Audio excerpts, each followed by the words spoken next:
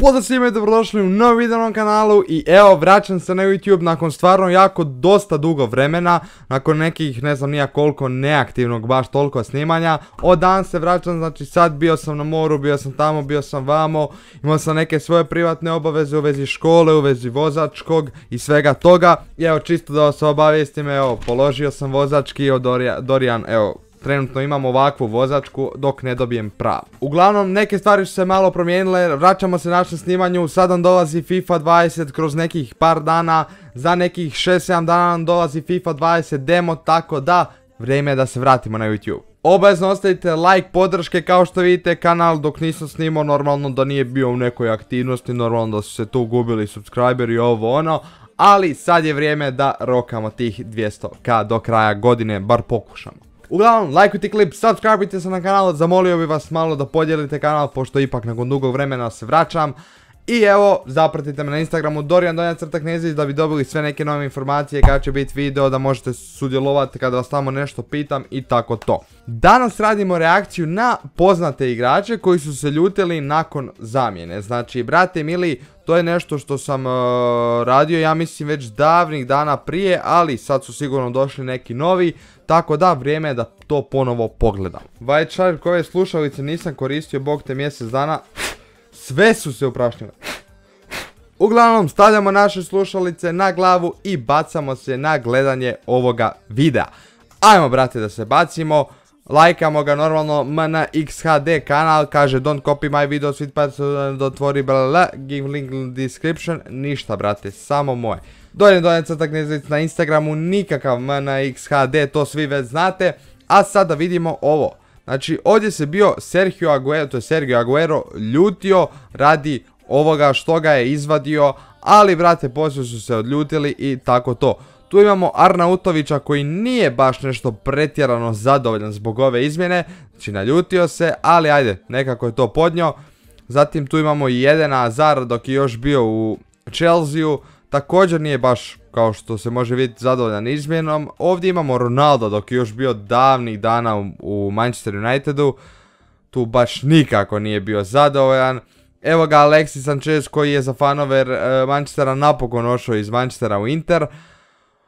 Tu je James, nije se htio poznati sa Zidanom, tu je lupo ovo ono, ljutio se. Tu je također ponovo Ronaldo, također ljut je radi izmjene.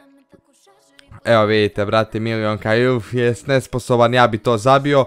Tu je Rooney još dok je bio u Evertonu, vidi se brate mili da je ljut radi izmjene. Ali brate smirio se on ipak na kraju brate mili, prošlo ga je ono njegovo. Da vidimo dalje, ovo ne znam tko je ovaj, brate, ovo je baš ljut, Ezila, to znam, dok je bio ovo je Emery, nije mu htio dati ruku pa je ovaj njega potapšao malo po prsima. Uglavnom, tu mu je jebao sve po spisku, znači sve mu je rekao, reci mu sve. Tu Benzema očito nije baš nešto zadovoljan pretjeranom izmjenom, ono odvuče se, ono pozdravlja Asensija, da li je ovdje pozdravio menadžera, ne znam. A ovdje ćemo vidjeti da je ljut, ovdje će kad je bacio jaknu, kao šta me vadiš, sad sam tamo trebao zabiti gol. De Bruyne ovdje nije, ovdje se naljutio, otišao je odmah u slačionicu. Ovdje imamo, ko je ovo bio, Muntari brate mili, on je također ovdje bio ljut nakon izmjene.